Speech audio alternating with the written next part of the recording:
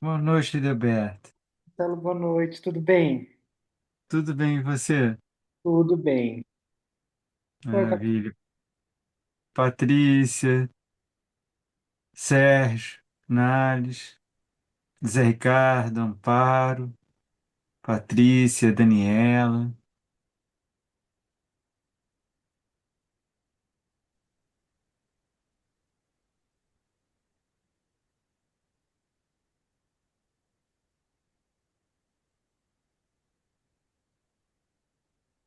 Boa noite, professor. Boa noite, Boa turma. noite, Boa tudo bem? noite. Bom? Oi, Roberto. Bem, Ô, Patrícia. Patrícia, tudo bem? Tudo bom? Mais um curso, né?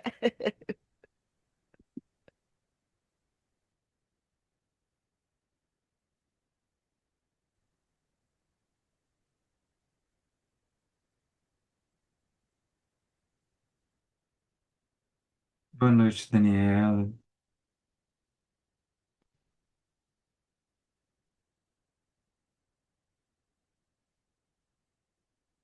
E aí, alguém gostaria de começar com alguma questão, ou algum ponto?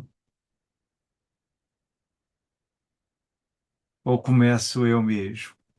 Bom, eu queria Zé comentar Ricardo, que eu queria vamos comentar lá. que eu reli o Alienista, né? Eu tinha lido há muitos anos e é impressionante, né? Como a gente faz os paralelos, as conexões ao que o Foucault fala, né? Sobre como é que você classifica os loucos. Eu peguei ele hoje de manhã e acabei, né? Ele é pequenininho, 70 Uhum. páginas, né? E Muito boa dica. delicioso, né? Como? Dele, E é é hilariante, delicioso. né? É hilariante. O Machado de Assis ele tem uma habilidade incrível que ele parece que está divertindo a gente, quando na verdade ele está puxando o tapete da gente, né? É uma habilidade muito rara de fazer isso, né? Então você acha que está ali só se entretendo e quando vê. E é curioso, Zé Ricardo, porque tem algo parecido entre os dois, por motivos diversos, mas em certa medida. Foucault consegue fazer tudo que ele faz, analisar a loucura de um outro modo, porque ele não toma partido, né? Assim, é um pressuposto fundamental, né? Dele não tomar partido. E é muito comum que principalmente em entrevista, ele diga, não é que eu concorde ou que eu discorde, mas eu não tomo partido para analisar. E o Machado de Assis é a mesma forma, porque ele é um cético, o Machado de Assis, antes de tudo. Então ele não acredita na tomada de partido. Digamos assim, o Machado de Assis é uma questão mais existencial, né? O Foucault é no sentido assim, se eu tomar um partido, eu não consigo descrever o que está acontecendo. O Machado de Assis ele não toma um partido porque, de alguma forma, ele não acredita que nenhum partido esteja correto, nenhuma posição esteja ah, seja detentora da realidade, né? Então, nesse sentido, os dois se aproximam muito, né? É uma coisa muito impressionante mesmo. Eu me lembrei na aula passada disso, assim, meio na hora, eu não tinha o que eu deveria já ter pensado antes, mas foi na hora que me veio o alienista, né? Como essa experiência que se dá através da literatura, né? É quase como se a gente pudesse falar, né? Qual é o outro ponto de vista possível da loucura? É, através da literatura seria o Machado de Assis, né? O alienista. É muito bom, Zé Ricardo. Que bom que valeu a pena reler. Renata, Fátima, bem-vindas. Boa noite, obrigada.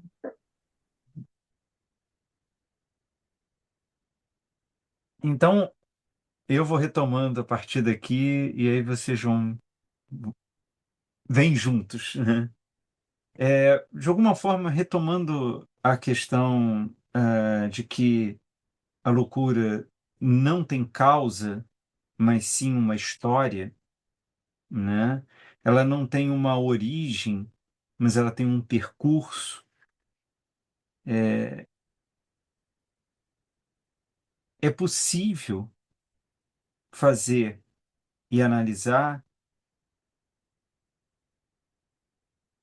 e reconhecer esse estado da loucura justamente pelo fato do Foucault aplicar o que ele chama de uma arqueologia.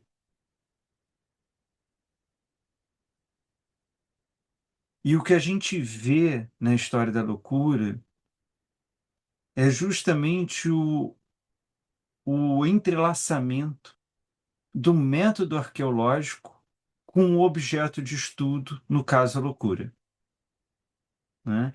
É essa perspectiva da arqueologia que permite esse outro olhar da realidade.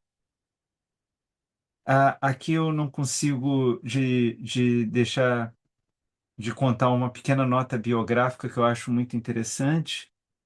Ela, a primeira aplicação do método arqueológico é a história da loucura, né? E o segundo momento de aplicação mais radical é As Palavras e as Coisas, né? 5 anos depois. E As Palavras e as Coisas, ela alcança uma popularidade muito superior à História da Loucura. Em termos acadêmicos, não. A História da Loucura ela foi muito impactante na Academia Francesa, né? Mas em termos de popularidade, sim, porque não sei por quê. Foucault dizia que nunca entendeu por quê, e eu continuo não entendendo por quê, mas As Palavras e as Coisas se tornou um livro popular, né?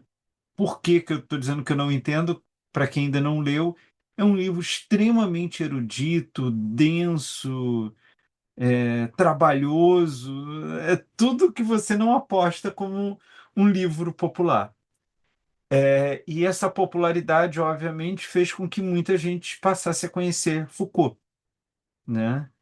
E é justamente nesse momento que o Sartre responde a Foucault, ou seja, responde não a ele pessoalmente, mas responde ao que ele representa, né? E o Sartre dá uma entrevista em 66, alguns meses depois do lançamento das Palavras e as Coisas, e ele diz que o Foucault anuncia que utiliza o método da arqueologia. E o Sartre criticamente diz, ele não faz arqueologia, ele no máximo faz geologia. Ele analisa camadas estanques, né? Um comentário que magoou profundamente Foucault, né? E magoou, talvez em certa medida, porque foi Sartre que fez, né? Foucault nunca foi próximo de Sartre, mas doía a grande figura da cultura francesa estar falando mal dele, né? Mas eu acho também o que mais doeu é que outras pessoas passaram a usar o argumento do Sartre. E aí passou a incomodar muito mais o Foucault, né? Eu acho que incomodou menos o Sartre usar e o Sartre vai usar essa imagem porque ele diz a arqueologia é uma certa pesquisa por vestígios. E ele achava que o Foucault se prendia a, a algo estático. Por isso que ele diz, é uma geologia, não é uma arqueologia, né? Como se ele estivesse só cavando o buraco, né? E aí a segunda imagem que o Sartre fez doeu mais profundamente ao Foucault ainda, que ele diz na época do cinema, Foucault retorna à lanterna mágica. E isso assim foi terrível para o Foucault, porque é uma frase muito boa, né? Ela talvez para a gente não tenha tanto peso, porque muitos de nós nem sabemos o que que é lanterna mágica. Mas lanterna mágica era um projetor, tamanho de um projetor de cinema, e ele pegava fotos estáticas que através da velocidade da projeção, simulava o movimento, né? Mas você não tinha o movimento em si, né? Então, o que o Sartre está querendo dizer é que na época do movimento, o Foucault retrocede para o estático, né?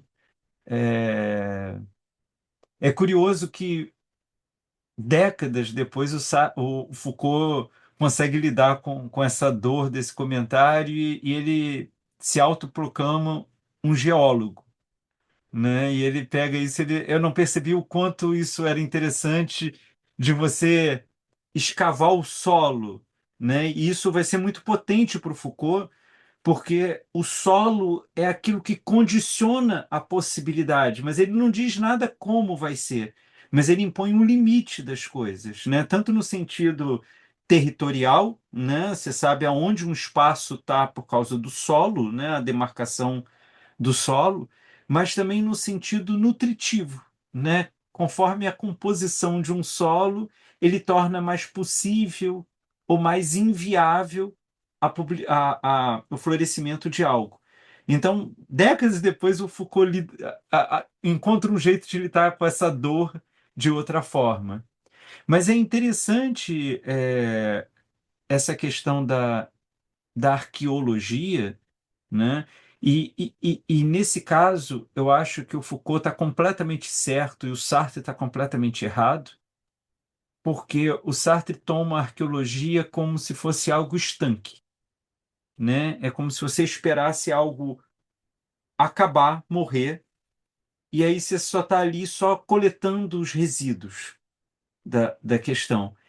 E o que o Foucault vai insistir, e tem vários textos dele que ele diz da arqueologia, ele diz do estruturalismo, ele diz da noção de função, que são coisas muito correlatas para o Foucault, que ele vai dizer: as pessoas não entendem perfeitamente o que é estruturalismo ou o que é arqueologia, porque é uma outra forma de lidar com a história, não é a negação da história.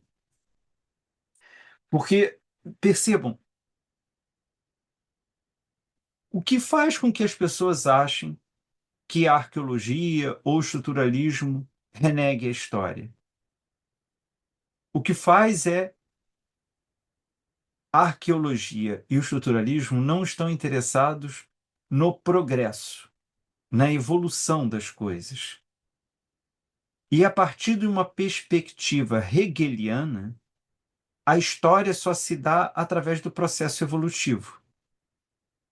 Logo, a arqueologia e o estruturalismo, eles não renegam a história, eles renegam a concepção hegeliana de história.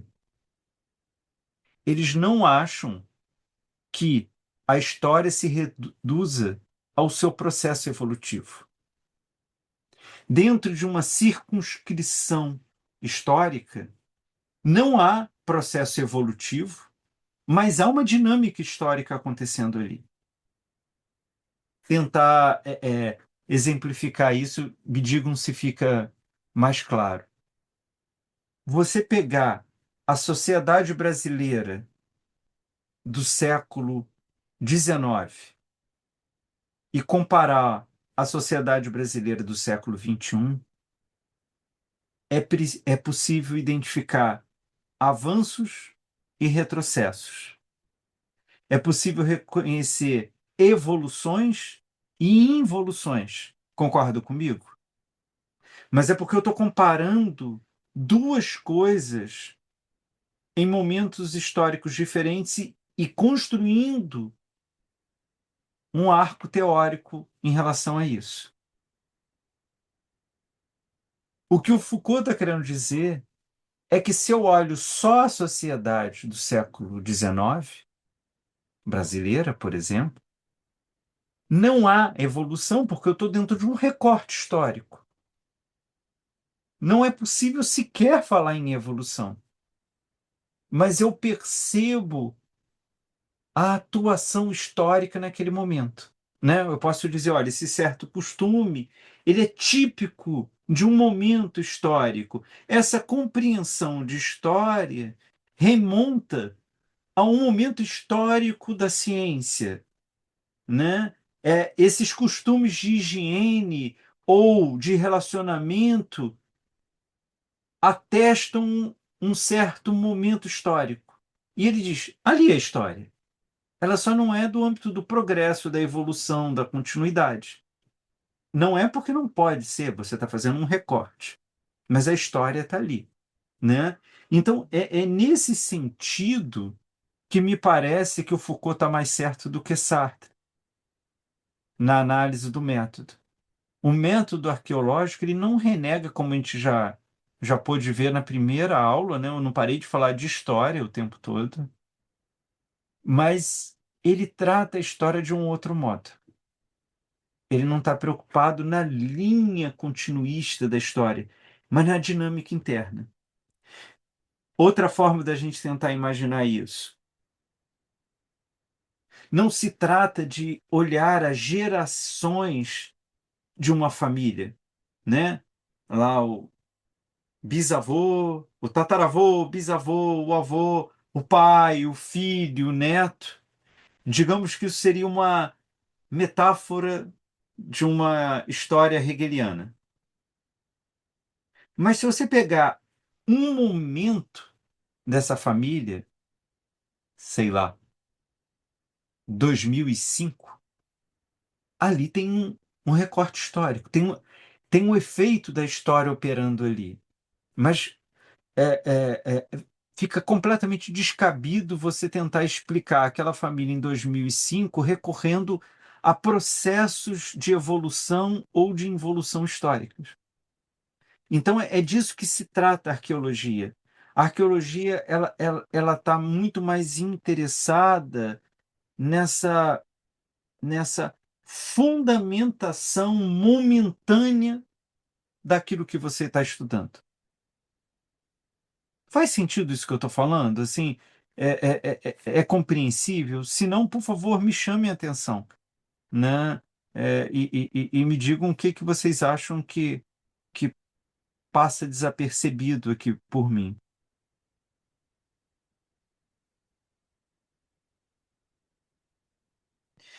É curioso porque essa noção de arqueologia ela é encontrada pelo Foucault num âmbito completamente distinto do que ele vai aplicar, né? Ele está o tempo todo preocupado em aplicar arqueologia à história, né? No caso da história, digamos assim, da loucura, das ciências humanas, da clínica, não importa. Mas a origem dela é em Kant. Kant é o primeiro a reclamar uma arqueologia, a aplicação do método da arqueologia. Mas no Kant, ela está restrita ao âmbito do conhecimento. Ou seja, o que o Kant, quando ele reclama para o pensamento o método arqueológico, ele está querendo, em última análise, estabelecer as condições de possibilidade do conhecimento. Né?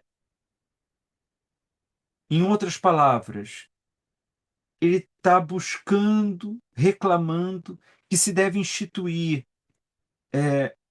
origem para o conhecimento de modo rigoroso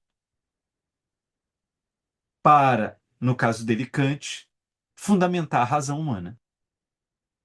Mas quando eu digo que o Kant está buscando a origem para o conhecimento, não é a origem arcaica do conhecimento. Ele quer entender como que o conhecimento se fundamenta naquele momento. É preciso lembrar que Kant está no iluminismo, nessa corrente do pensamento tipicamente europeia, que coloca como um do seu eixo central a preocupação em dar sentido ao seu próprio tempo. Né? O iluminismo está muito tomado pelo objetivo de encontrar um sentido para esse momento que se vive. Logo, a arqueologia ela é um efeito dessa busca iluminista. Né? Como que eu vou fundamentar o conhecimento que eu estou usando agora para que eu garanta que ele seja verdadeiro? Né? Para que eu, daqui a pouco eu não descubra que o que eu falei não faz sentido, ou que é ultrapassado, ou que é mal aplicado. Essa é a origem da arqueologia. É para isso que Kant cunhou o termo, né? Mas a gente já consegue perceber que, por um lado, é muito estranho que o Foucault recorra a isso, né? Porque tudo que ele está fazendo, ele não está buscando conhecimento de nada, né? Mas, por outro lado, é bastante justificável porque ele foi encontrar em um pensador tomado pelo iluminismo, que significa que estava tomado por entender o seu próprio tempo. E um pensamento que está preocupado em entender o seu próprio tempo, ele vai, ele tem mais chances de desenvolver instrumentos teóricos que explicitem os jogos operantes na sua sociedade. É isso que vai fascinar Foucault. É isso que ele vai ver no Kant uma força. Né? A gente, para quem fez o curso que a gente fez sobre o governo de si e dos outros, né, a gente viu isso detidamente, né, de como o Foucault ele lê um Kant que ele mesmo diz, eu sei, o que eu estou falando do Kant parece que não faz sentido, porque todos nós, inclusive eu, sei que o Kant está preocupado só com o conhecimento, só com a fundamentação do conhecimento. Mas ao tentar fundamentar o conhecimento, ele explicita outras condições de sua própria época, que é tentar pensar o seu próprio tempo. Para o Kant, nada mais irrelevante do que entender o conhecimento dos gregos, ou dos romanos, ou dos medievais, ou mesmo dos renascentistas. Ele fala sempre tomado pelo tempo atual, pelo tempo dele. Não porque ele acha que seja um tempo superior aos outros. Não se trata disso. Mas se trata como o reconhecimento de que é o único tempo que ele tem. Né? Digamos assim, o tempo atual do Kant é a tarefa do pensamento dele. Porque é o único que lhe alcança verdadeiramente. Né? Os outros alcançam simplesmente como erudição, como provocação, né? Mas não como justificativa de existência. Né? Nesse sentido, eu acho que a gente consegue perceber isso quando a gente passa para um nível bastante ordinário da nossa vida, do cotidiano, que é muito bom você saber de uma história de alguém que você não sabia, né? Aquilo às vezes te traz uma satisfação, uma alegria, às vezes aquilo te traz algum ensinamento, às vezes até negativamente, né, no sentido, olha, eu tenho que tomar cuidado, porque eu estou vendo que essa pessoa, ao ir por esse caminho, encontrou muitas dificuldades. Será que eu não tenho que tomar? Mas o grau de envolvimento é completamente diferente quando você vive um acontecimento, né? Ou quando alguma coisa muito incrível acontece com você, ou quando alguma coisa provoca uma dor muito grande, aquela dimensão de pertencimento à sua própria vida produz um sentimento muito distinto, né? Então, de alguma forma, é isso que o iluminismo está trazendo, dessa urgência e, portanto, de uma emergência da atualidade. E é isso que vai fascinar o Foucault em Kant. Então, de alguma forma, ele está o tempo todo lendo um Kant que não parece ser muito Kant, mas o tempo todo ele está dizendo, mas olha, tudo que eu estou dizendo está aqui em Kant. Né? E ele vai o tempo todo cotejando os textos do Kant para dizer, está aqui. Talvez não fosse a coisa mais importante para ele, mas ele falou isso. Talvez não seja o desenvolvimento que mais interessou a ele, não importa, mas ele fez. Então, é um pouco nessa dimensão que vai interessar, né? que vai despertar em Foucault esse desejo de recorrer a um método arqueológico que tem a sua origem em Kant, mas deslocando da aplicação que o Kant dá ao seu próprio conceito. Fomos até aqui? Alguma questão?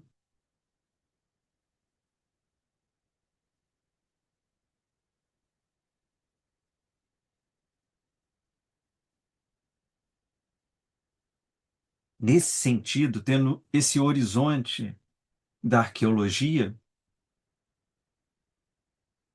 em Foucault, a ausência de uma origem possível, ou seja, a ausência de uma causa provável que determine um conceito, uma natureza, a razão, a loucura, justamente a ausência disso tudo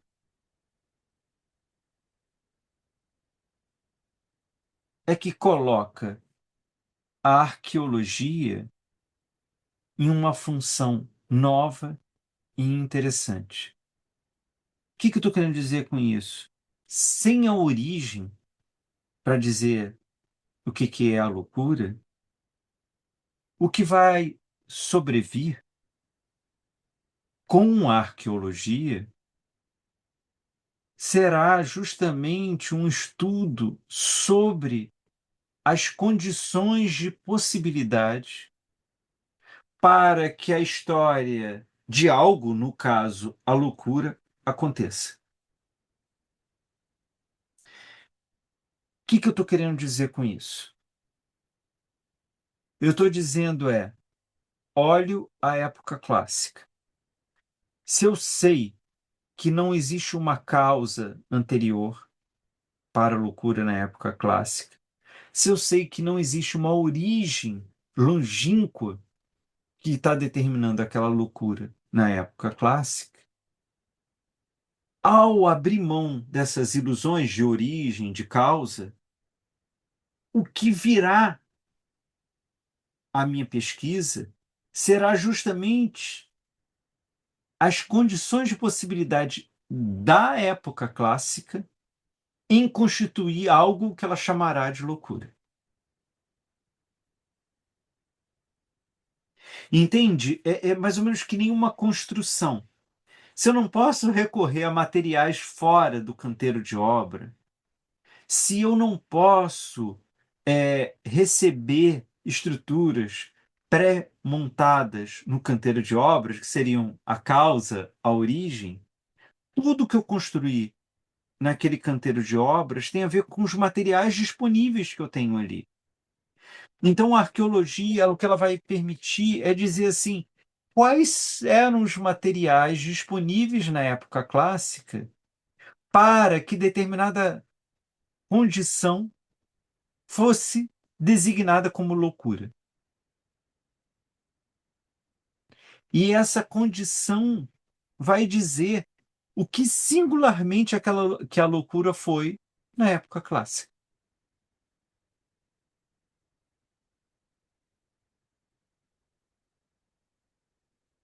O que eu queria chamar a atenção para vocês, chamar a atenção a vocês, é que o método arqueológico, ele não é aleatório. Não é assim que ele poderia recorrer a outros métodos, mas escolheu esse. Que nem eu ontem estava lendo um livro sobre um tema completamente nem de filosofia era, e o livro muito interessante, mas tinha uma apresentação. Eu sempre tenho um pouco de medo das apresentações, porque quem está apresentando não foi quem fez a obra, né? E daí, da forma com que leem, é muito curioso. E era um livro constituído de vários ensaios, e a pessoa começa assim, um livro que é uma coletânea de ensaios, a despeito que a forma escolhida é irrelevante, o que importa é o que ela disse, e aquilo me exasperou, no sentido de que é só pela forma com que ela escolheu que ela pôde dizer o que ela disse. Que tem a ver com isso. É só a arqueologia que permite o Foucault perceber a função da loucura na época clássica. Porque se ele usasse o método hegeliano dialético, ele estaria preocupado com o processo histórico, né? Com a evolução histórica. Ele perderia isso. Se ele buscasse um método clássico de história, de buscar as causas dos momentos anteriores, ele perderia isso. A arqueologia, por ela se limitar à atualidade do seu objeto de estudo, né, por ela, digamos assim, pela dimensão empobrecida da arqueologia, né, porque a arqueologia é isso, né? É, sei lá, se você vai praticar um procedimento filosófico, você pode recorrer às ideias que você quiser. A arqueologia, ou você se dedica ao campo disponível, ou você não faz arqueologia, né? Você não pode dispor do que você quer. A arqueologia ela impõe um certo empobrecimento de espaço, né? A arqueologia ela só atua naquela dimensão em que ela é colocada. Entende o que eu estou querendo dizer? Você assim, você não pode ser arqueólogo e falar assim, eu quero ser arqueólogo do Antigo Egito e vou trabalhar em Campina Grande. Você não dispõe disso, ela tem um limite de atuação, né? E nesse sentido, o limite da arqueologia, que é a potência dela. Porque como ela não pode escapar do campo de atuação dela, ela consegue, digamos assim, escavar ou ela consegue iluminar com mais intensidade coisas que, através de outros métodos, passariam desapercebidos.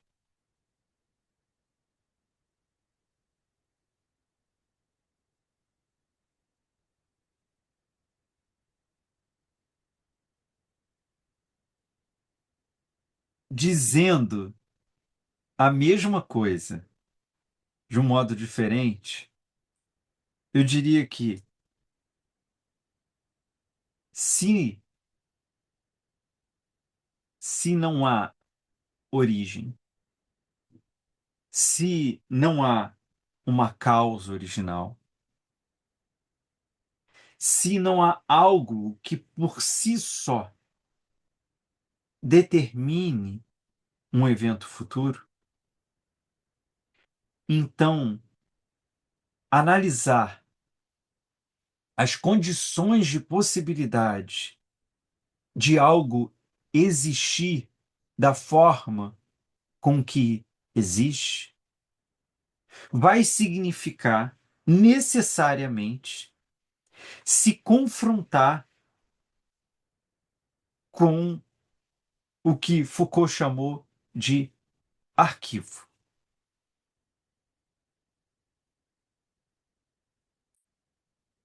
O arquivo, para o Foucault, não é um lote de documentos ou de papéis ou de coletâneas de informações. Para o Foucault, o arquivo é um emaranhado de atos, de disposições, de valores, de regras que foram exercidos, que foram enunciados através de vários acontecimentos discursivos, de práticas discursivas, de práticas não discursivas, né, que vão configurar o espaço histórico possível naquela determinação histórica. Então, perceba, o que o Foucault chama de arquivo são todas as positividades, tudo aquilo que ganhou forma que ganhou espaço, que ganhou voz dentro de uma certa estrutura cultural.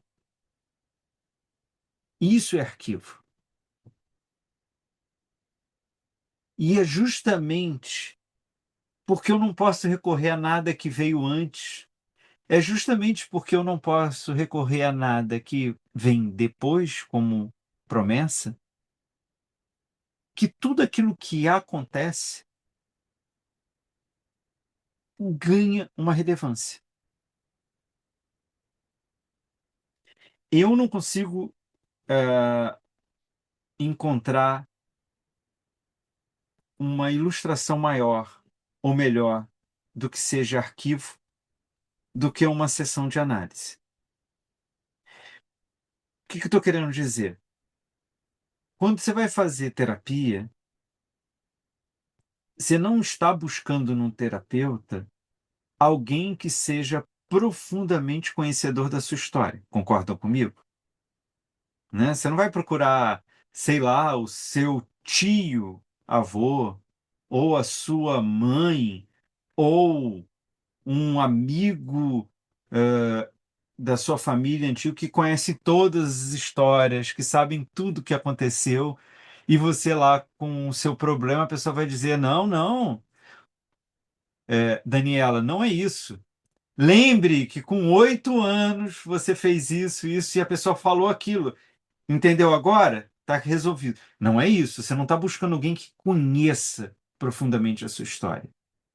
Você também não está buscando um intelectual e um erudito, no sentido de que você vai contar todos os problemas e ele vai te dizer: olha, segundo a compreensão aristotélica, da amizade, você está irritada com a sua amiga porque não houve um reconhecimento da frônesis, que para o Aristóteles é o que justifica a relação. Não se trata disso, concorda comigo? Você não busca nem quem conheça muito a sua história singular, e você também não busca ninguém que conheça teorias abstratas sobre o humano. Você não busca nenhum historiador, nenhum professor em terapia.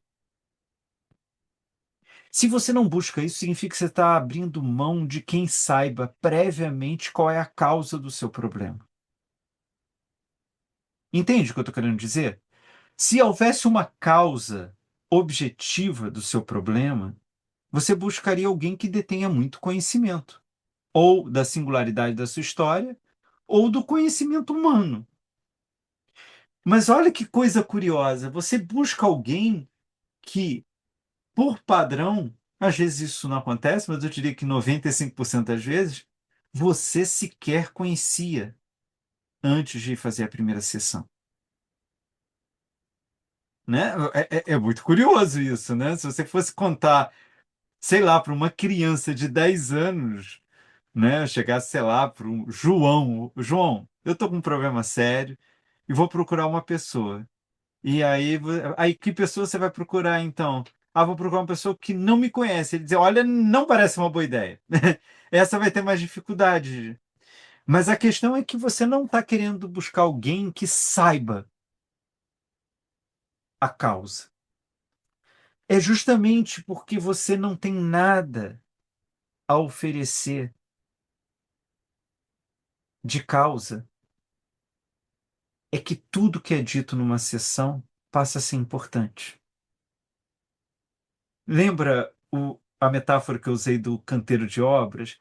É justamente porque você não tem fornecedor, você não tem loja a recorrer, não tem ninguém de fora que possa suprir o problema, que cada coisa vivenciada, dita, pensada,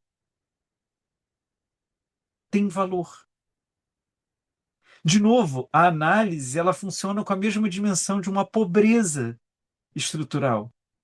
É porque eu não tenho nada anterior nem posterior que vai esclarecer aquilo, e cada coisa vivida tem relevância. E é justamente nessa dinâmica do. Não, mas isso eu nem vou falar porque isso não tem muita importância, né? E eu sempre acho isso muito curioso, porque se não tem importância, por que que no encontro uma vez por semana, durante 50 minutos, você vai falar de alguma coisa que não tem importância? Você não está todo dia com aquela pessoa, né? Você não está falando toda hora com aquela pessoa. Teoricamente, você deveria falar só o que interessa, né? Então aí, uma ideia esdrúxula, um pensamento irrelevante, uma fala que você até aquele momento nem estava lembrando mais que tinha falado, mas ali lembrou, isso tudo passa a ser significativo. Porque é tudo que está acontecendo naquele solo da sessão. De alguma forma, se a gente fizer uma transposição com todas as diferenças radicais que existem, né? Eu sei que uma sessão terapêutica não tem nada a ver com a cultura num recorte histórico, mas com todo o que a arqueologia vai permitir, através de um desconhecimento radical, é a atenção àquilo que foi vivenciado. Então, por isso que Foucault ele não se interessa por teorias de uma época,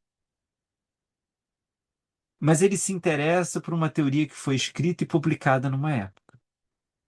Se interessa porque aquele pensamento encontrou algum lugar naquela época.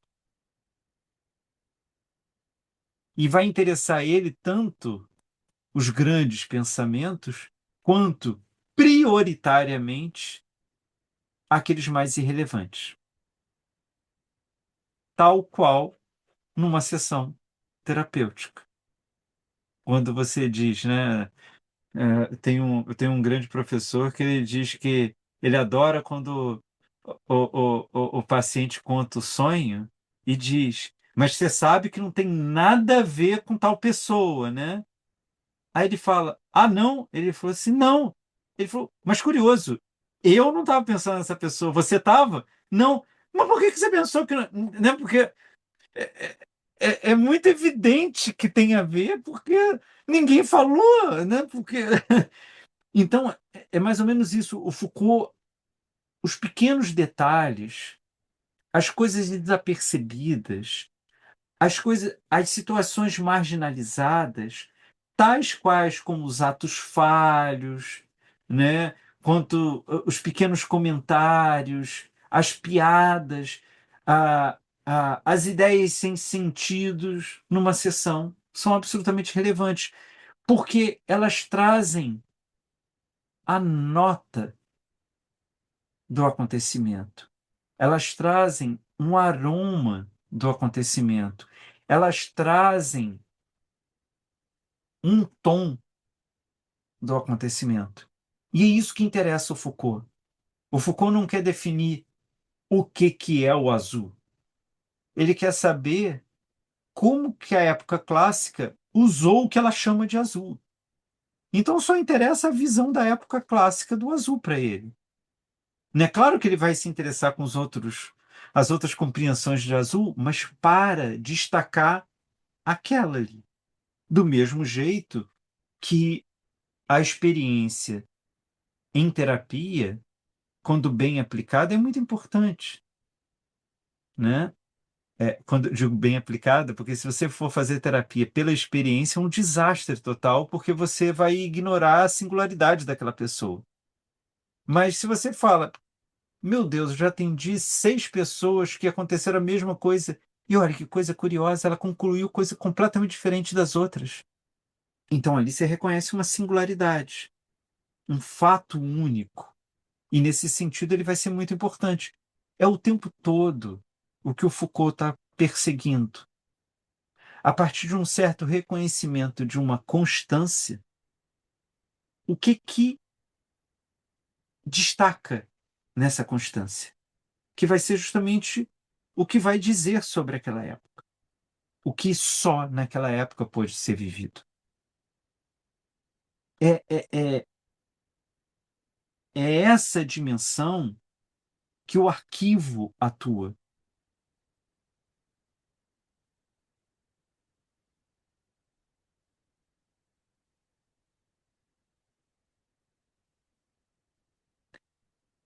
O que eu estou querendo dizer é que se, ao analisar um acontecimento,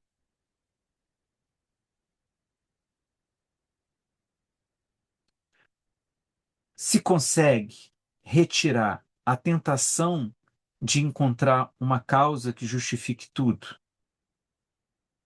Por exemplo, a loucura é uma deficiência mental que impossibilita a pessoa de ser normal. Isso é uma causa que acabou a discussão. Ela encerrou. Estando certa ou estando errada, ela interditou a discussão. Ela já apresentou um modelo a ser seguido. Então, se eu analiso um acontecimento e não recorro a uma causa que justifique tudo,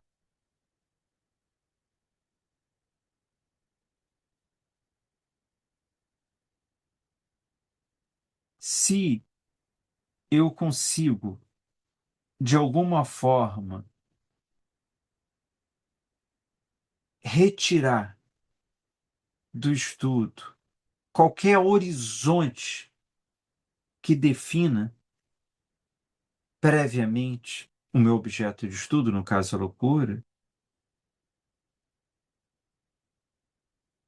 que virá à tona através dos livros, dos documentos, da concepção de ciência, da forma de lidar com a religiosidade, com a expressão artística, tudo isso que são efetividades, positividades, que são, Foucault, nessa época, ele vai chamar isso de enunciados, quer dizer, tudo que encontra uma estrutura que comunica algo, tudo isso vira uma rede de sustentação daquela realidade.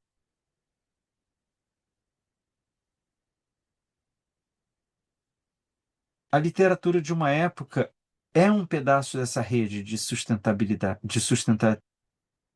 de sustentação daquela época. A ciência de uma época é uma parte dessa rede de sustentação. As práticas familiares, as estruturas de relacionamentos amorosos são partes dessa rede de sustentação de uma realidade. E será justamente o arquivo que vai fornecer esses elementos que permitirão uma cultura, uma época, dizer o que é loucura. Logo, o arquivo é o que interessa. E insisto na analogia com a terapia, que é isso que as sessões são, uma produção de arquivo.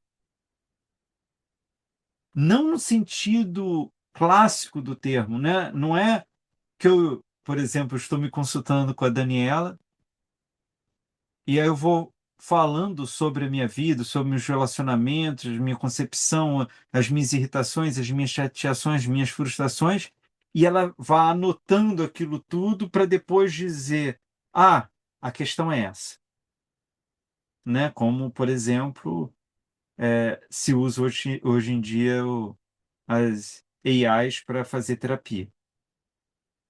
Com certo grau de que eu acho curioso as pessoas esquecerem disso, né?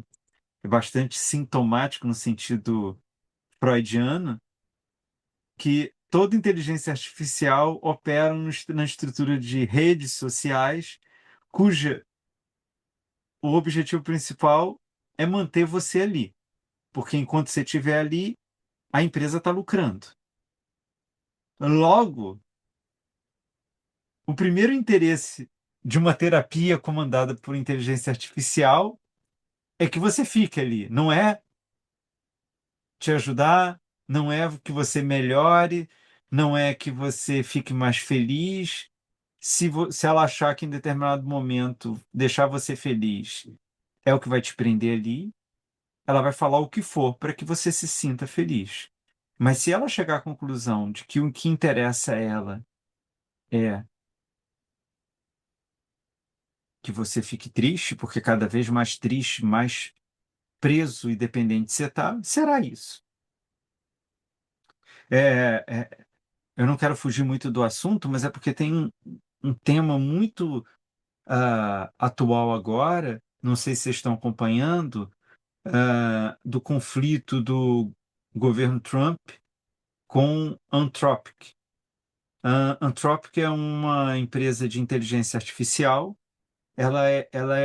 Em certa medida, ela é uma derivação da OpenAI, né? A OpenAI que faz o ChatGPT, ela, é- ela ainda é uma ONG, né? Mas é uma ONG estranhíssima hoje em dia. Mas ela era uma ONG verdadeira, né? A ideia de promover a inteligência artificial com responsabilidade ética e buscando o benefício social. E quando o Altman assume lá, ele dá uma guinada, vira uma empresa de, com busca de lucros, e aí várias pessoas saem da OpenAI e dois irmãos saem e montam Anthropic.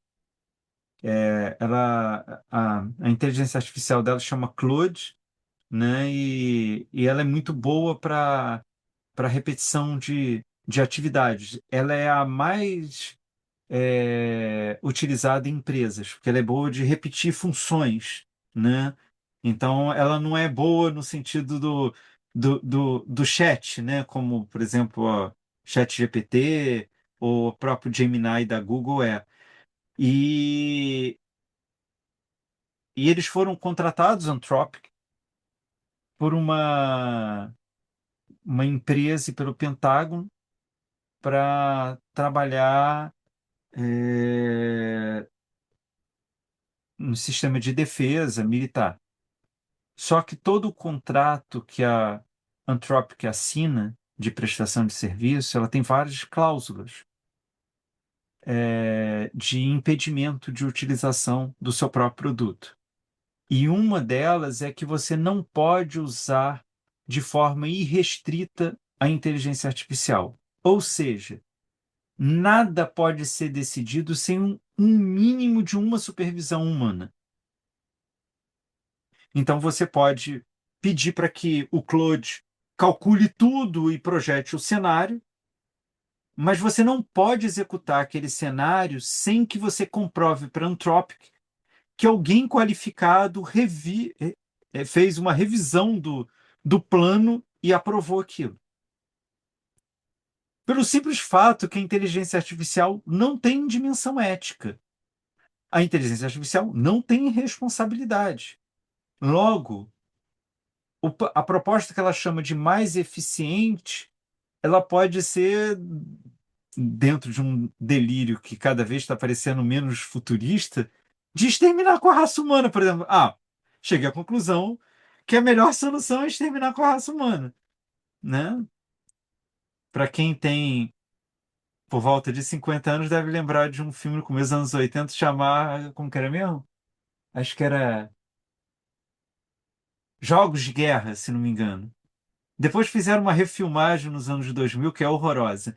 Mas Jogos de Guerra era isso, né? Era um computador do Pentágono que fazia cálculos e um garoto entra lá e começa a conversar, né? Nada parece assim que, olha que coisa visionária, não. A ideia do ChatGPT ela já existe desde os anos 70, né? Então, basicamente, esse filme Jogos de Guerra é uma variação do que estava sendo desenvolvido nos anos 70. E em um determinado momento, para desenvolver a solução militar, eles chegam a melhor explodir a bomba atômica. A gente ataca a União Soviética, a União Soviética contra-ataca, mata todo mundo, está resolvido o problema, né? Então é toda uma discussão em torno disso. E, obviamente, o governo Trump não gostou disso, classificou ela como uma empresa contra os interesses americanos e suspendeu todos os contratos. E a Anthropic não abaixou a guarda e foi para a justiça, acusando o governo de de política não justa de comércio, né? Então, o que eu estou querendo chamar a atenção é como a aplicação objetiva em relação a uma dimensão histórica, ela tem o custo de subordinar aquilo que é único dela, a singularidade dela, a um plano para além dela. E o que a arqueologia faz é subverter essa estrutura. Ela diz: tudo que vem de fora só pode vir para iluminar o que é único daqui. Então, Foucault vai recorrer, vocês vão ver, ao Renascimento, mas não para explicar a época clássica, que é o objeto de pesquisa dele, mas para dizer: olha, quando a gente olha para o Renascimento, a gente percebe que a época clássica faz e pensa e age de uma forma completamente diferente, né? E acho que essa questão da antrópica ela tem muito a ver com isso, né? É um certo reconhecimento de um limite do próprio produto dela, né? É claro que eu não, o que eu estou dizendo tem um lado romântico, e eles também têm uma preocupação prática, né? Porque, né, se você ataca o Irã sem nenhuma supervisão humana e você faz um ataque errado, de quem vai ser a responsabilidade? De quem produziu aquela inteligência artificial, né? Então, o que eles estão querendo dizer é assim, olha, eu dou o mapa, mas quem traça a linha tem que ser um humano e assumir a responsabilidade, né? É quase como se ele pudesse simplesmente fornecer os dados, né? Mas que quem tem que dar o ok da política de ação não ser ele. E isso tem um pouco a ver com essa compreensão da singularidade da história. Porque percebam, se não fosse assim, haveria algum momento que você pudesse olhar para o passado e dizer inequivocamente o que foi no passado, mesmo que você não conseguisse fazer sobre o presente, mesmo que você não conseguisse falar do futuro, mas você poderia dizer que o século III em Atenas foi isso. Porque você teria uma hora os elementos todos objetivos sobre aquela época. E você então poderia afirmar categoricamente alguma coisa. Por que que isso não é possível?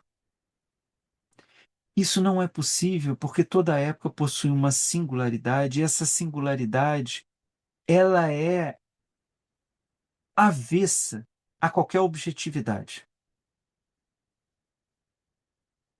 Logo, o que você pode oferecer são interpretações e não definições. E aí vocês me perdoem, mas de novo eu vou insistir que me parece a melhor analogia a sessão terapêutica. Porque é disso que se trata, de oferecimento de interpretações, mas que não podem estar tomada pela ideia de certeza ou de uma verdade absoluta, né? Quem é capaz de tomar aquilo como uma verdade, quem é, digamos, autorizado a reconhecer aquilo como uma verdade, é o próprio analisando, é o paciente. E mesmo assim, ele toma aquilo como verdade sempre momentaneamente, né? Tipo, isso para mim faz todo sentido. Eu não estou me impondo nessa situação, eu preciso me impor. Mas depois de algum tempo você pensa, não, mas me impor já não é tão mais importante. O mais importante para mim é agora. Mas não é que ele tivesse errado, provavelmente ele só chegou àquela conclusão porque ele se impôs antes. Então, gente, o que eu estou querendo dizer, tal qual a vida, a análise da história ela tem uma dimensão de dança. É de um deslocamento onde uma certa. é, é, como que eu vou dizer? Um certo balé se institui, mas ele nunca exaure nada, mas ele explicita coisas, né? Então, a diferença, por exemplo, estrutural de análise histórica Foucaultiana, por exemplo, para uma análise histórica hegeliana, é que um historiador hegeliano ele quer dizer inequivocamente o que foi uma época, ele quer exaurir aquela época, né? Me lembro de uma professora minha que dizia uma coisa que eu achava muito assustadora, que ela falava assim, eu quero desidratar aquela época até que não tenha mais nada ali. Isso é uma noção hegeliana de história. O que o Foucault diz é que isso é uma grande fantasia, né? Se a gente fosse manter isso numa estrutura psicanalítica, é uma neurose gravíssima, né? Porque o que você pode fazer é jogar luzes sobre algo presente naquela época e até então não percebido. E quantas vezes a gente não faz isso em terapia, né? A gente conta, né? A gente vai contar uma história que aconteceu quando a gente tinha 15 anos e a gente fala que já contei essa história umas 30 vezes. E ao contar aquela história numa sessão, vem uma percepção que eu não tinha até aquele momento. Não tinha, porque talvez eu não fosse ainda aquela pessoa capaz de ver aquilo, de jogar luzes sobre aquilo.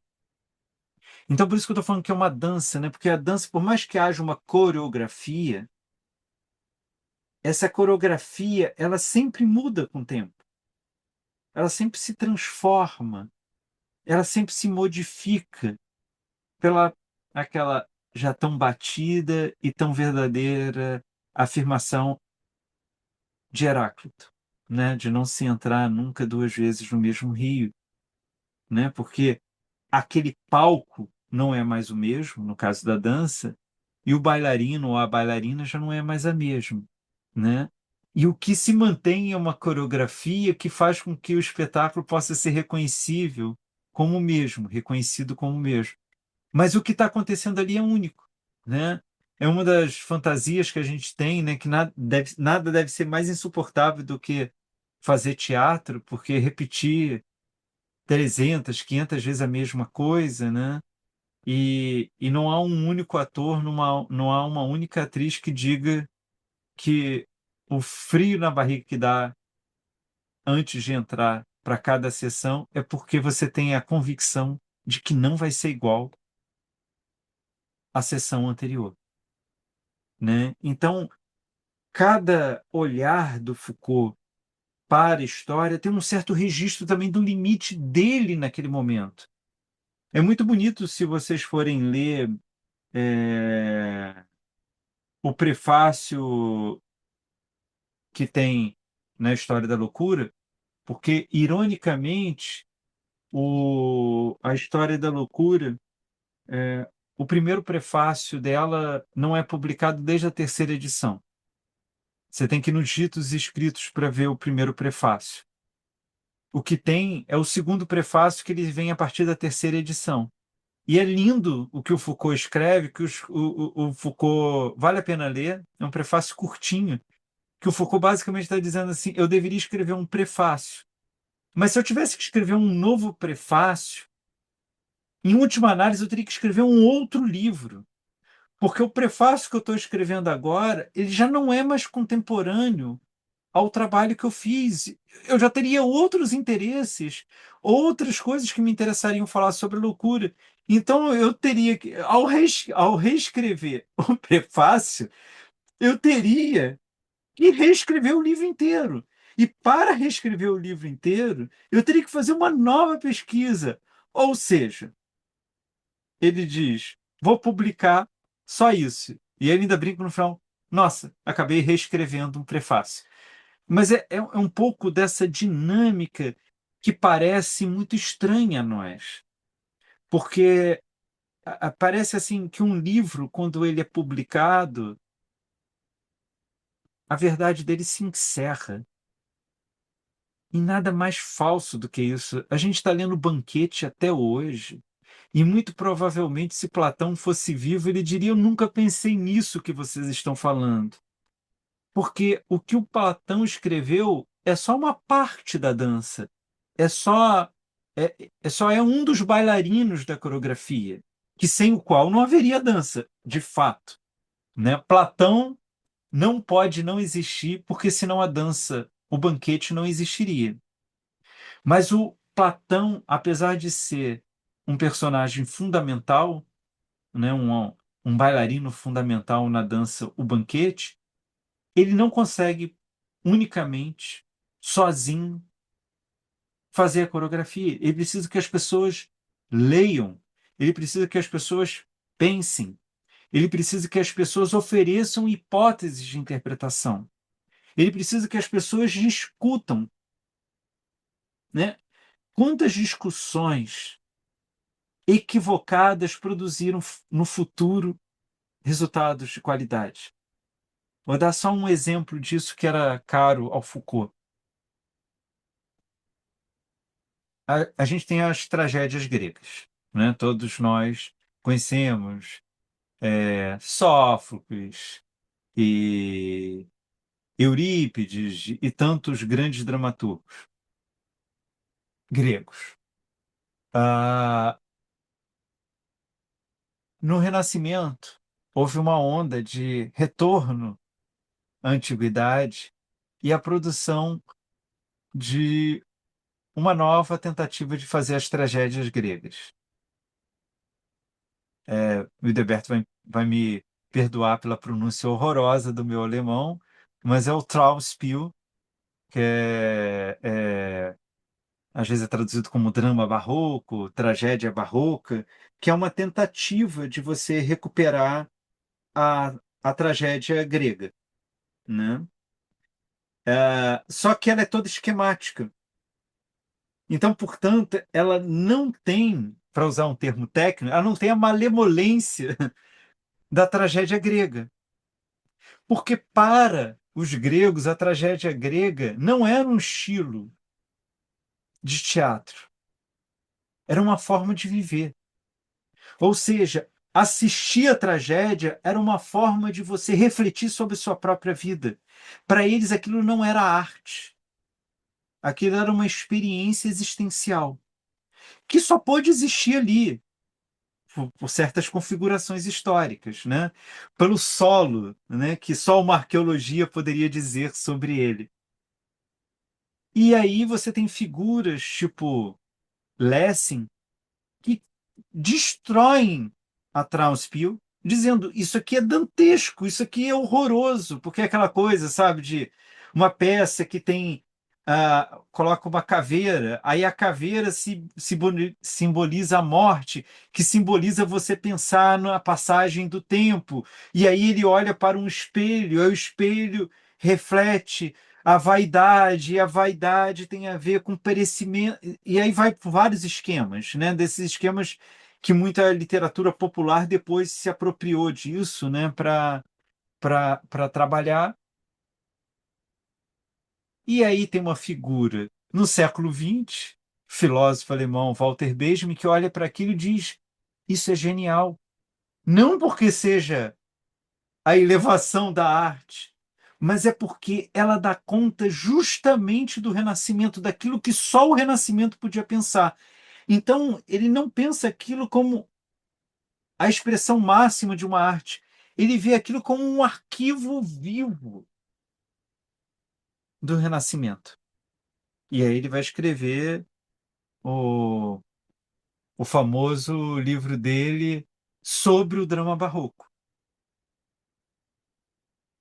Então, percebam a tentativa de repetição, o fracasso dessa tentativa de reflexão, a condenação desse fracasso, tomado por uma época, porque também não é porque Walter Benjamin era genial que ele era genial, mas existiram outros gênios antes dele.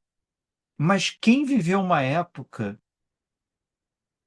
que parecia o fim do mundo com o nazismo, com o risco de acabar a Europa?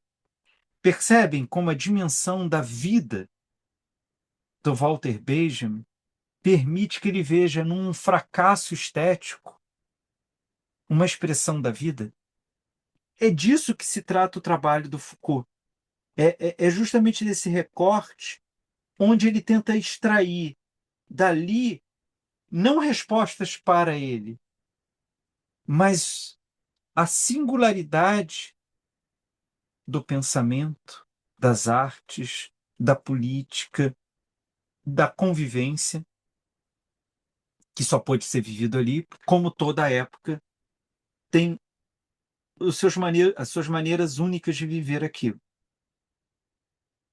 De novo, para insistir nisso, tal qual uma terapia, né? Uma sessão, por mais genial que seja, ela não serve para nada para uma outra pessoa. Porque se você contar a sua sessão de terapia para uma outra pessoa e a pessoa dizer isso foi maravilhoso, ela simplesmente pensou nela o tempo todo, ela não estava pensando em você. Porque tem uma coisa singular. Por isso que não dá para você fazer terapia da terapia, né? Por isso que a supervisão de uma terapia é um lugar muito delicado. Porque se a supervisão tentar fazer a terapia de segunda ordem, ou seja, ela tentar falar sobre a paciente ou o paciente original, nada terapêutico está acontecendo ali, porque ela não tem acesso a essa pessoa. Uma supervisão tem a ver de um certo tratamento do analista, da analista em relação àquela terapia daquele paciente. Então, na melhor das hipóteses, é um oferecimento de hipóteses. Você pensou nisso, você pensou naquilo, faz sentido.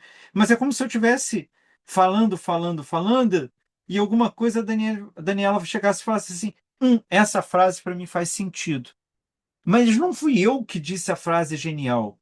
Eu só fiquei oferecendo coisas, né?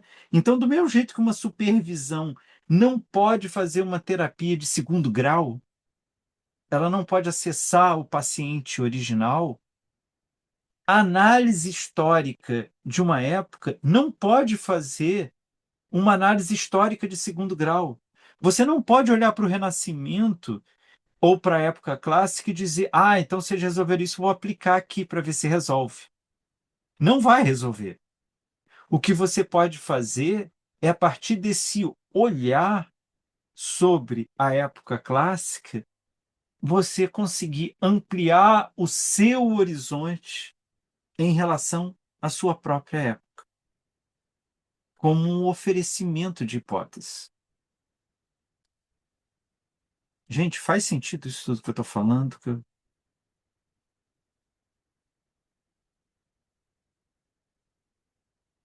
Mas acho que está fazendo sentido demais, assim. Acho que eu gostaria que tivesse um pouco menos de sentido. Mas continuando sobre essa questão do arquivo, porque eu acho muito interessante, quando estava preparando essa aula, eu me toquei que eu já dei, eu acho que já há mais de 10 cursos sobre Foucault. Eu nunca tinha parado para falar sobre o arquivo, porque eu sempre tomei a noção de arquivo como autoexplicativa. E aí, ao preparar essa aula, eu mesmo me deparei com muitas coisas que eu nunca tinha pensado sobre isso, né? O arquivo, ele, por exemplo, ah, ele ocupa o lugar, ele ocupa a função que anteriormente era dada à origem, né? Então, assim, numa análise histórica tradicional, eu fico buscando o que causou aquele momento histórico para tentar explicar.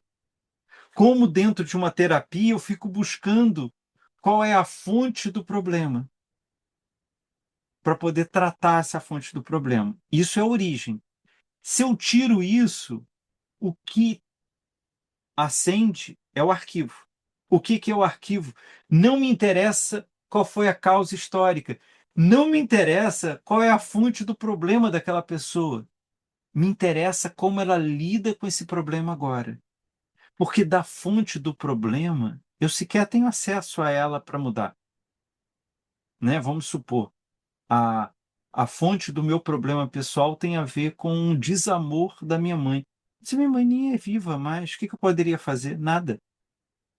Agora, a forma com que eu lido com a memória disso, que é agora, a forma com que eu lido com o amor que eu sinto pela minha mãe agora, isso eu tenho acesso. Então, o arquivo, ele justamente ele passa a ocupar o lugar da origem numa história tradicional. E ele só fala das dinâmicas do momento. Claro que não é do momento agora, é do momento do que você está estudando o arquivo.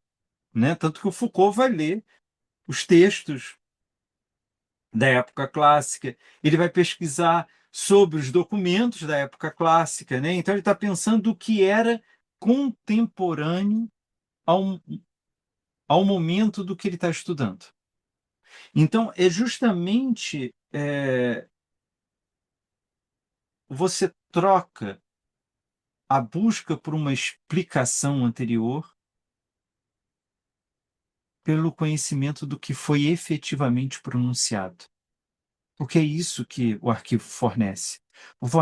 O arquivo não explica nada. É quase como se fosse um baú onde fala assim, loucura é época clássica. Ele joga tudo que tem a ver com loucura. Então, assim, é uma profusão de informações, que aí tem uma certa genialidade do Foucault de entender aonde tem os padrões para que ele possa constituir a estrutura daquela época.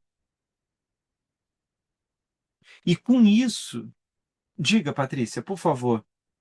Não, pode dizer, eu concluo depois, pode dizer. Tá, então vou terminar de falar a frase. Com isso, com esse deslocamento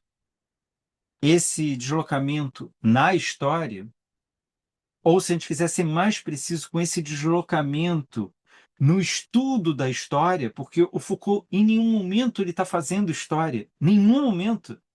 Ele só estuda o que já foi feito, né? Então, com esse deslocamento no estudo da história, de uma origem ou de uma causa para o arquivo, o trabalho de análise passa a ser mais sobre as relações discursivas, ou seja, sobre aquilo que é fomentado pelo efetivamente posto em uma cultura, do que um mero procedimento de busca por justificativa ou fundamentação de um efeito já esperado.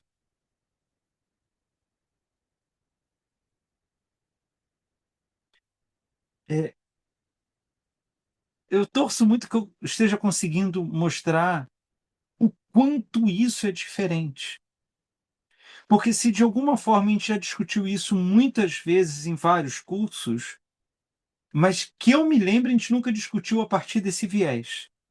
Né? Eu realmente eu levei um certo susto que eu falei, nossa, eu nunca entrei na discussão da história do Foucault através da noção de arquivo, né?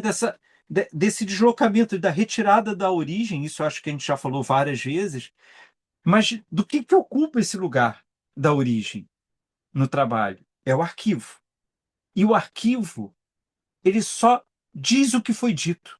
Ele não explica nada, ele não justifica nada, ele não apresenta causa razoável para nada. Sabe aquela conversa que às vezes a gente tem com criança? Você gostou da escola?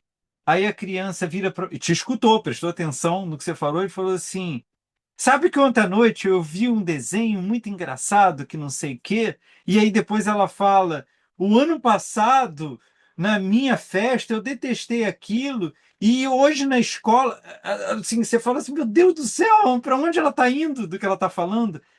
Porque a criança tem essa, digamos, essa característica, porque como ela está pouco domada pela cultura, ela fala o que vem à cabeça, né? Ela não está muito preocupada em concatenar o que está falando, né? Ela vai e o arquivo é mais ou menos isso. O arquivo é uma criança berrando. Se você quiser, você não escuta nada. Se você prestar atenção em tudo, você também não entende nada, porque fica uma profusão de informações, né? Meu Deus, qual o nome dele? Ah, que escreve o texto, o Foucault revoluciona a história, historiador. Paul Venn. Achei o livro dele aqui, não lembrei não, achei o livro. O Paul Venn dizia que a maior mentira em relação a Foucault é a impressão que nós temos que ele nos fornece a faca e o queijo.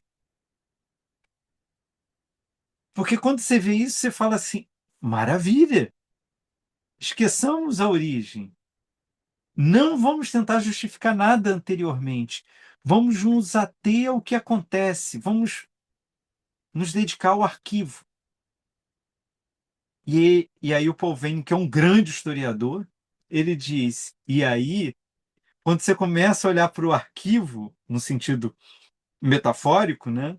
Você começa a ler a produção literária, você começa a ler a documentação jurídica, você começa a ler os regimentos públicos, como é que você decide o que que é o quê? O que que tá, o que que diz a mesma coisa, o que não diz a mesma coisa? E ele diz aí falta o Foucault para fazer o trabalho, né? De reconhecer esses padrões. Mas de alguma forma, o que se faz em terapia é isso, né? Não dá para previamente um terapeuta, saber o que deve falar, o que não deve falar. Não dá para saber previamente quando a pessoa fala, não entendi o que você disse. Porque em alguns momentos você vai dizer isso e não vai fazer sentido nenhum. Às vezes você vai falar isso e, e ali alguma coisa vai acontecer. Então, tem uma certa, eu diria, tanto no trabalho da história quanto da terapia, que é um grande preparo para estar à disposição daquilo. Então, talvez a característica mais fundamental, Patrícia, eu não esqueci de você, é que a frase está desenrolando mais tempo, é o que o Foucault faz é que ele está absolutamente à disposição da pesquisa dele. E quando eu digo que ele está à disposição da pesquisa dele, por mais erudição que ele tenha, ele não tenta impor nada ao que ele está lendo. Isso é um trabalho dificílimo, mas é o trabalho impossível realizado em terapia. Né? Um terapeuta ou uma terapeuta que se apegue às suas próprias ideias vai fazer um péssimo trabalho terapêutico para o paciente. Mas não quer dizer que ela não tenha suas ideias. Mas aquilo funciona meio como em suspensão. Ah, estou achando que é por aqui. E acho que não é por aqui. E errei completamente. Aí chega a paciente e fala: tenho que te agradecer muito. Aquilo mudou minha vida. Aí você fala: meu Deus do céu, eu tô, eu tô, como dizer, falsidade ideológica. Eu não sou terapeuta. Eu achei que estava tudo errado e ela me garantiu que estava tudo certo. Mas é um pouco disso.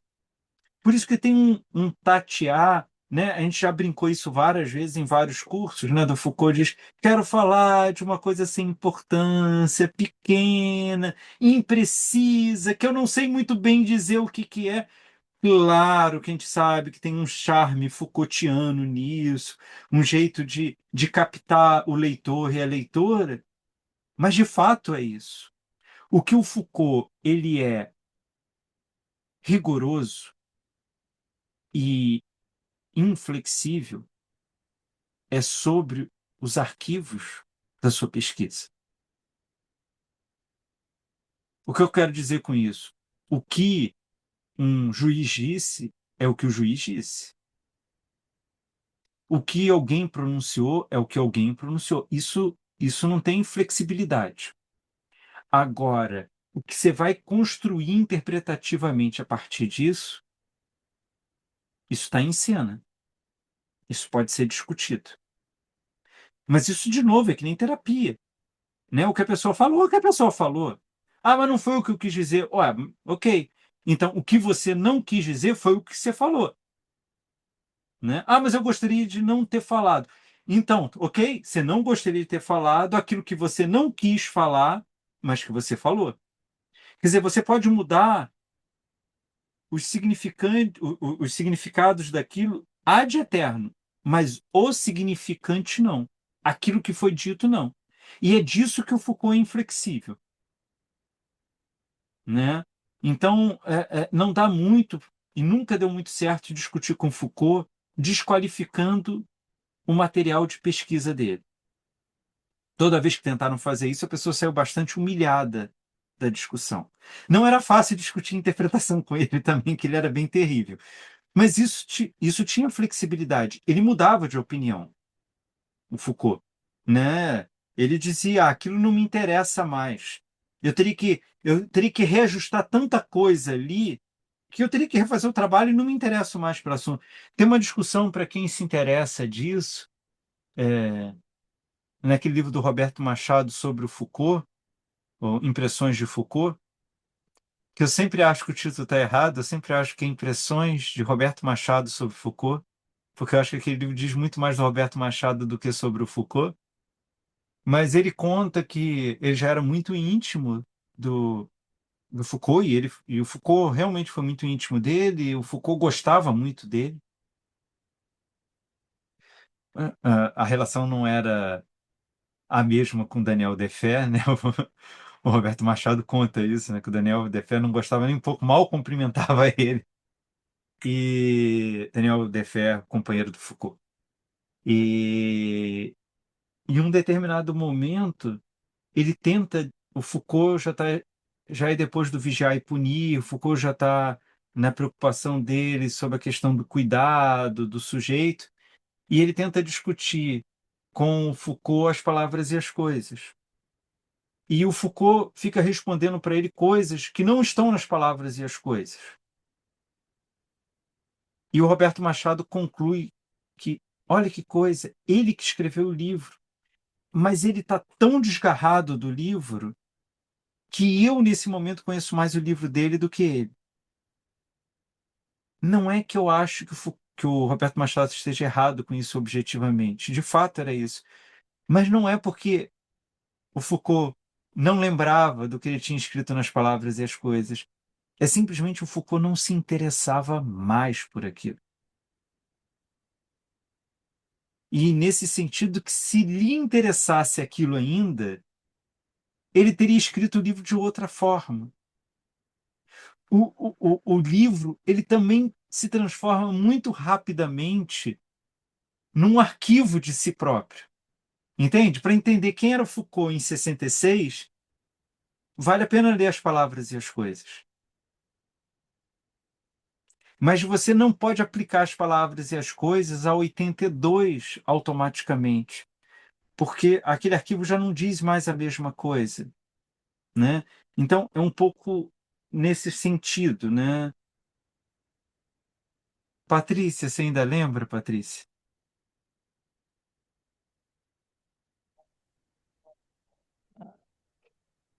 Caramba. Desculpa. Não, é que me ocorreu, não sei se alguém já leu o livro, sabe aquela Ursula Le Guin que escreve sobre ficção e tal? Ela tem um livro chamado A Bolsa ou A Sacola, alguma coisa assim.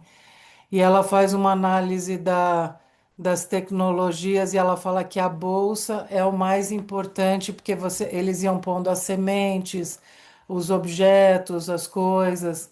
E daí, enquanto você estava falando do arquivo, me ocorreu assim, eu não lembro tão bem para colocar, mas tem bastante coisa a ver, até para contrapor também como Foucault se coloca, mas é um livro bem interessante dela de não ficção. Ela faz ficção e faz mais tipo utopias, coisas mais outros planetas, escreve mais essas coisas. Não sei se ela é canadense ou americana, estou na dúvida agora.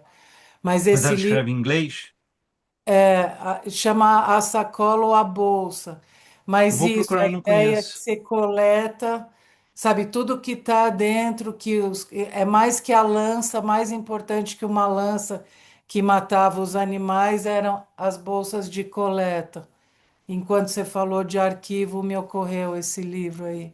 Depois eu Mas é vejo. engraçado, Patrícia, que agora você falando disso da Úrsula, que eu não conhecia e vou procurar o livro, me lembrei de uma outra coisa que tem a ver com isso que você comentou, que tem a ver com o Walter Benjamin.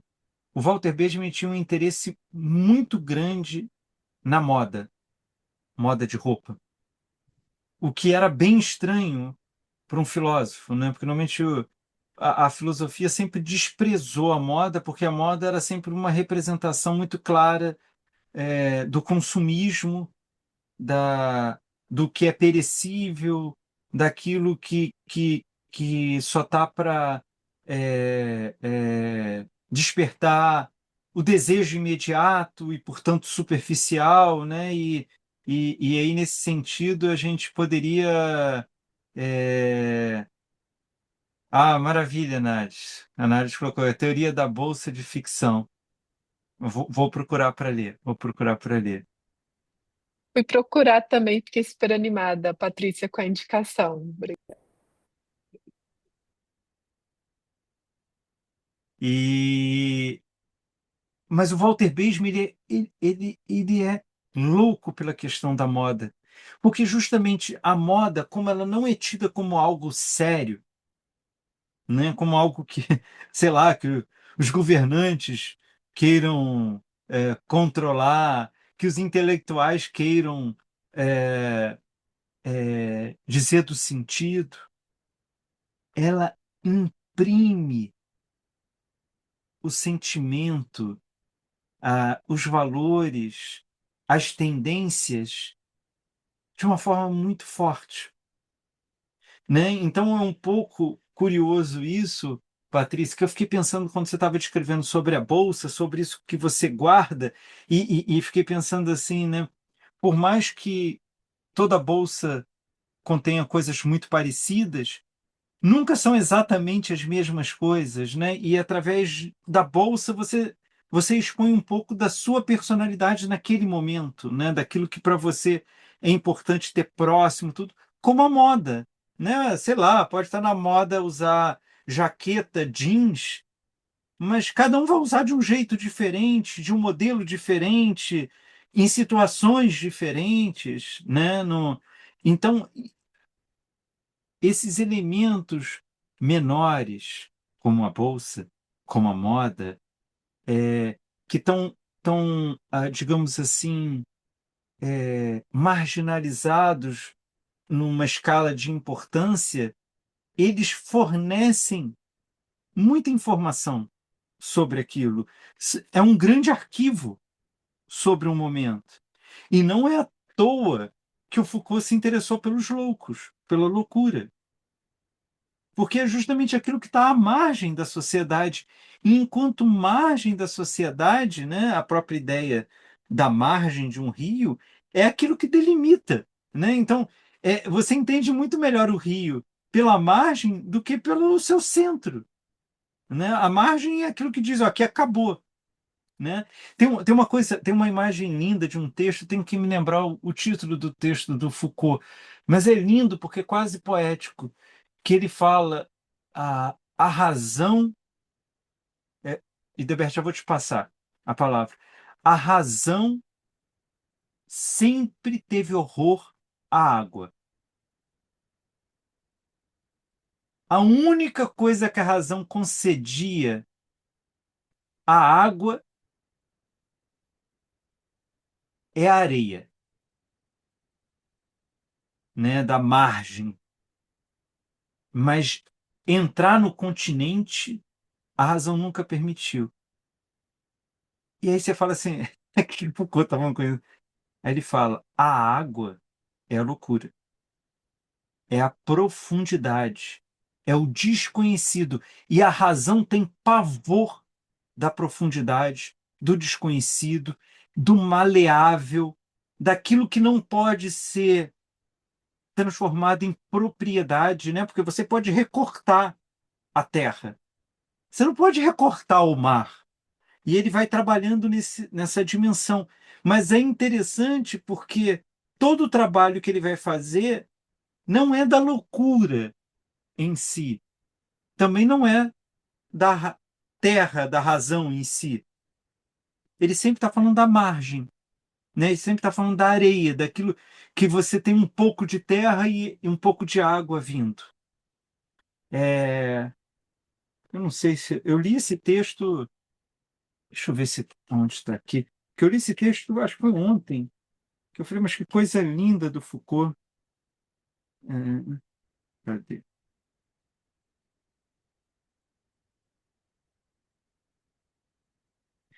Está no Ditos Escritos 1, que se chama A Água e a Loucura. Tá? Nessa edição aqui, Ditos Escritos 1, A Água e a Loucura. Ele é pequenininho, tem menos de 5 páginas o texto, mas é lindo. Não... Quer ver? Ó? Por favor, Roberto, não desista de mim. Só lê o comecinho aqui. Na imaginação ocidental, a razão pertenceu por muito tempo à terra firme. Ilha ou continente, ela repele a água com uma obstinação maciça. Ela só lhe concede sua areia. A desrazão, ela, foi aquática, desde o fundo dos tempos até uma data bastante próxima, e mais precisamente, oceânica. Espaço infinito, incerto, figuras moventes, logo apagadas. É muito impressionante, né? Eu acho. Hildeberto, por favor. Quando você estava falando justamente da conceituação e do impacto dessa ideia de arquivo na obra do Foucault, ah, e depois quando você falou justamente daquele exemplo da tragédia, me veio em mente uma coisa que me parece ser um bom exemplo do arquivo, e eu vou citá-lo porque ele vai culminar justamente na época clássica, que vai ser a época tratada por Foucault nesse livro. Pensando na tragédia, especificamente em Medea, Medea tem três versões. Tem uma versão, a primeira versão de Eurípides, depois ela tem uma versão de Sêneca e ela tem uma versão do teatro clássico francês que é de Corneille. Interessantemente, não só a estrutura da tragédia respeita o cânone de cada uma dessas épocas, mas a Medea de Corneille é uma Medea completamente diferente da Medea de Eurípides. A Medea de Corneille é mais altiva, ela é quase uma heroína, diferentemente das suas antecessoras.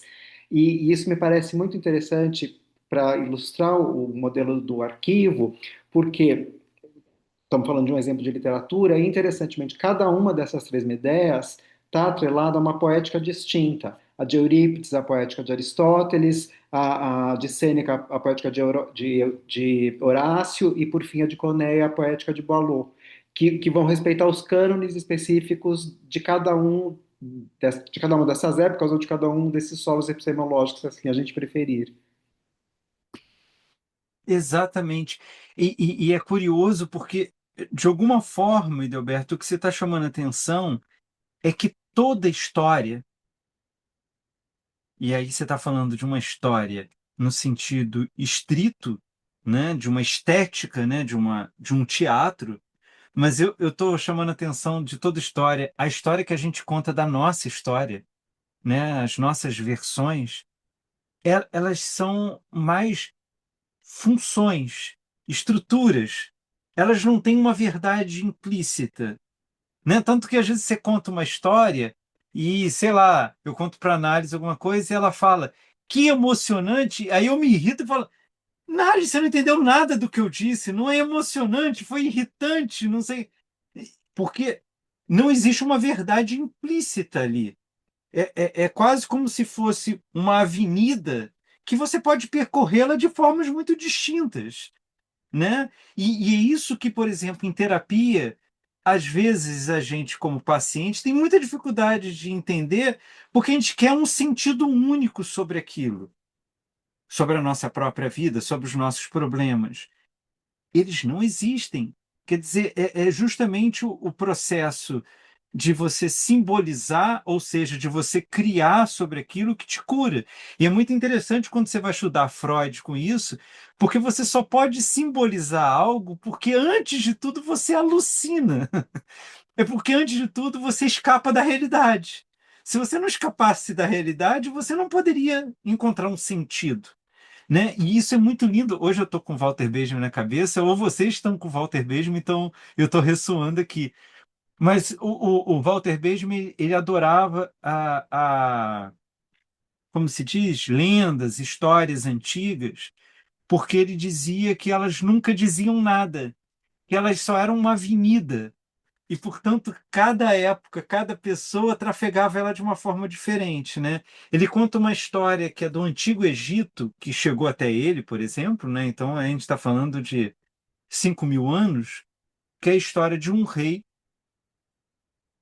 que ele perde uma guerra e, e, a,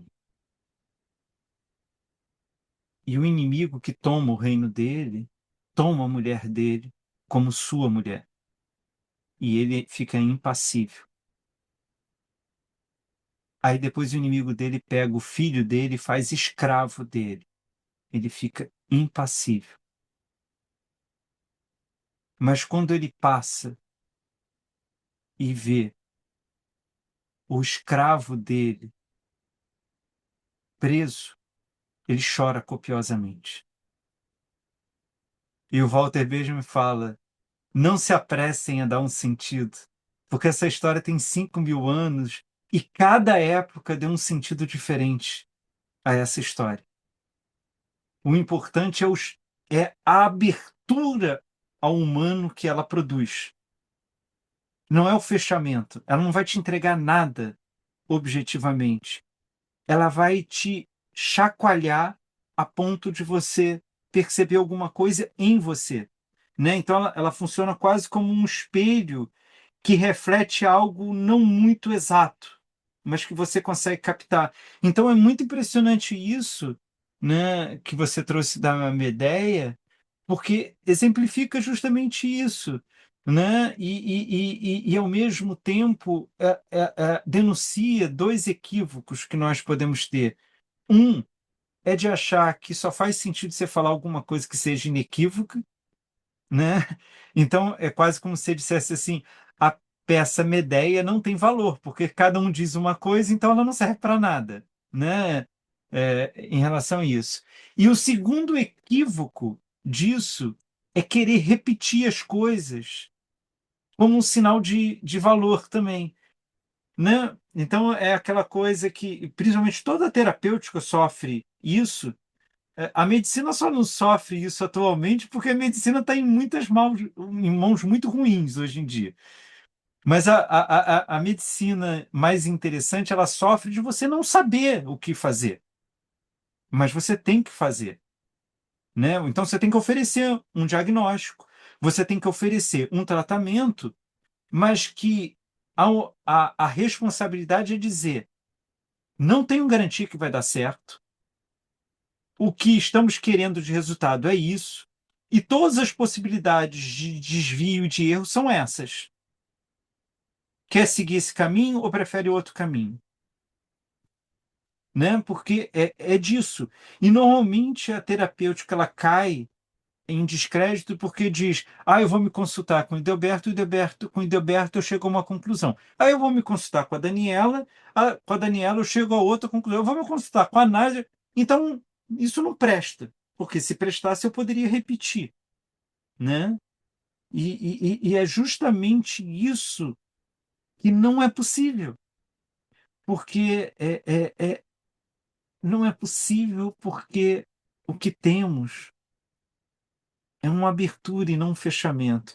A história é uma vibração, ela não é uma estabilidade de algo, né? Tanto que a gente pode, como dei o exemplo aqui do Trauspiel, que você pode olhar e dizer que decadência, e você pode olhar e falar que maravilha, né? Tem uma história que eu acho maravilhosa, mas eu perdi onde eu li isso. Que, meu Deus, qual é o nome daquele grande é, dramaturgo romano de Roma, que inclusive criticava a cultura grega? Meu Deus do céu.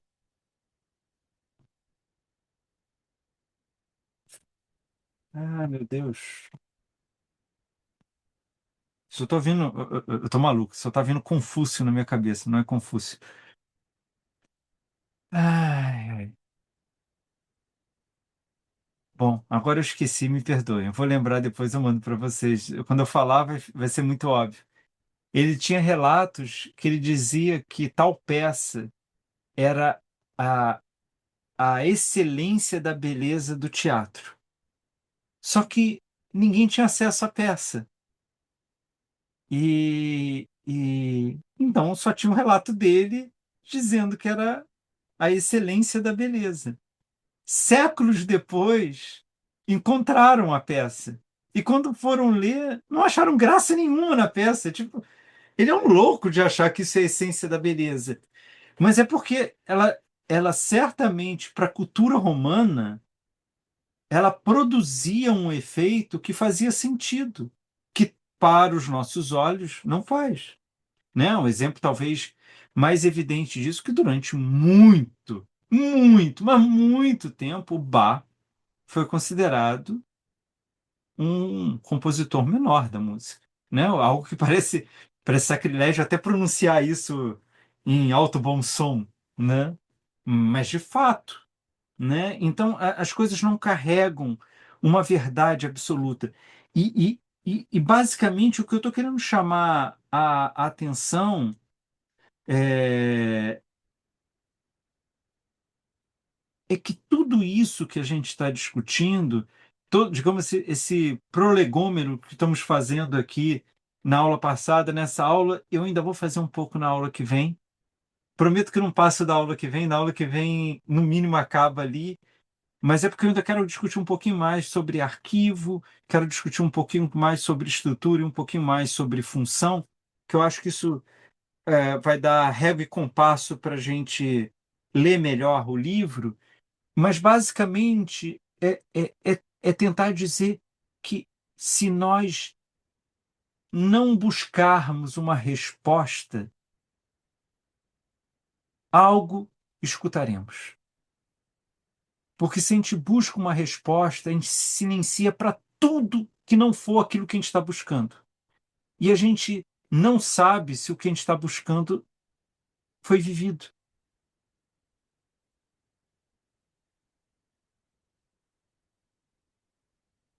Então, é um pouco esse o sentido, né? Foucault pôde entender mais sobre a loucura do que outras pessoas, porque ele foi estudar a loucura não aceitando como verdade o que era tido como verdade. Só isso. Mas ele não tinha nenhuma tese anterior. Ele basicamente disse: e se eu for ler os documentos, a produção, os discursos, as falas, as práticas de uma época sobre a loucura sem saber o que é? É uma posição muito difícil de se colocar nela, né? Mas ela, por outro lado, ela é profundamente profícua, porque você começa a escutar, né? Oh, meu Deus, hoje eu estou péssimo de nome, daquele poeta, professor mineiro que falava que devíamos ter menos cursos de oratória e mais de escutatória. Daniela sabe, vai me salvar. É o Rubem Alves. Rubem Alves, isso mesmo. Rubem Alves. é de alguma forma isso. O Foucault ele menos vai dizer sobre as coisas, ele quer mais escutar sobre as coisas. É claro que isso é um trabalho infernal de se fazer, né? Como é muito mais fácil numa terapia você conversar uma hora com uma pessoa e dizer o que você acha daquela pessoa, do que você ficar sessões, sessões, sessões, se recusando a dizer o que você acha daquela pessoa, porque a única opinião que interessa sobre aquela pessoa é da própria pessoa e que usa você para que ela tenha essa opinião sobre ela mesma. E isso, apesar de interditar uma dimensão judicativa, que é a mesma coisa que o Foucault se recusa a julgar uma época, isso não tem nada de passividade. Afinal, o Foucault está construindo uma compreensão de loucura da época clássica. Isso não é passivo. Da mesma coisa, da mesma situação que um terapeuta ou uma terapeuta, e não é passivo na sessão, né? Nada mais improdutivo e não terapêutico que aquela figura que hoje, graças a Deus, virou folclórica, né, do terapeuta freudiano que te dá bom dia, boa tarde, boa noite, não abre a boca e depois fala o seu tempo acabou, né? Digamos aquilo com toda a razão, é o que o Freud chamava de psicanálise selvagem, né? A psicanálise selvagem é aquilo que você tenta dizer o que a pessoa é, você tenta orientar, você tenta, mas também é aquela que você se recusa a participar como terapeuta da sessão terapêutica, né? Gente, acho que é isso.